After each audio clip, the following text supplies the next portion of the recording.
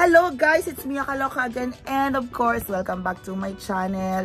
Tignan natin, ito ang ating mga power tools. Ngayon, this is going to be our first power tool. At tawag dito ay ang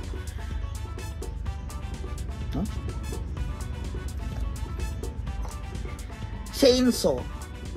Chainsaw siya, pero madami siyang mga bala. Ayan, may balang ganito, may balang ganyan. Ito alam ko pambakal ito. Ito chainsaw, kung saan mo gagamitin ito. Ito ngayon, so try natin ito ha. Pare-pares lang po sila. So sa sample lang natin. Ganito siya umandar oh.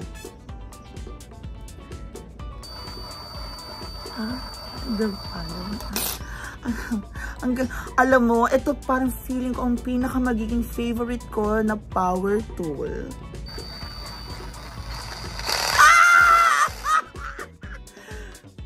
Feel ko wala lang.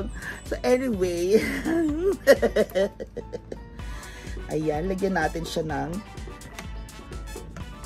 ganyan po siya. Hindi siya pwedeng ibaliktad. Ay, pwede rin siyang ibaliktad. Basta ganyan lang siya. So basta pag nakakapit siyang ganyan, alam mo na, pwede na tayong mag-slice ng ham. Hamonado. Diba?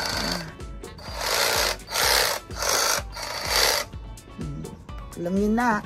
So, eto na guys, halika dali, samahan niyo at ite-testing na natin to.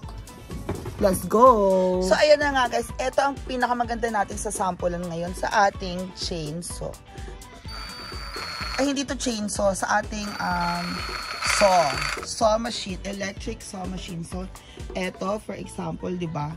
Eto, basurahan lang natin yan. So, ngayon, itry natin ang magandang chainsaw. Ready? Kailangan idikit natin yung bakal. Ayan, Go!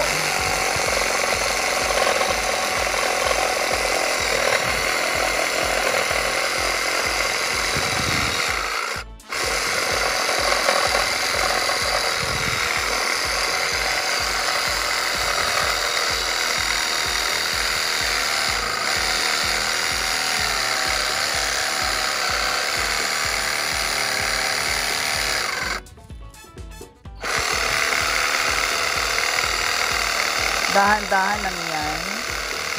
Diba?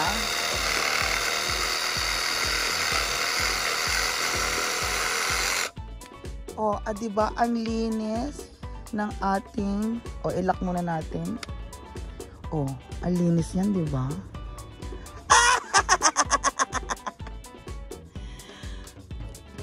So, diba guys? Ang saya-saya niyang gamitin. Diba? Ganyan lang yan. Malinis.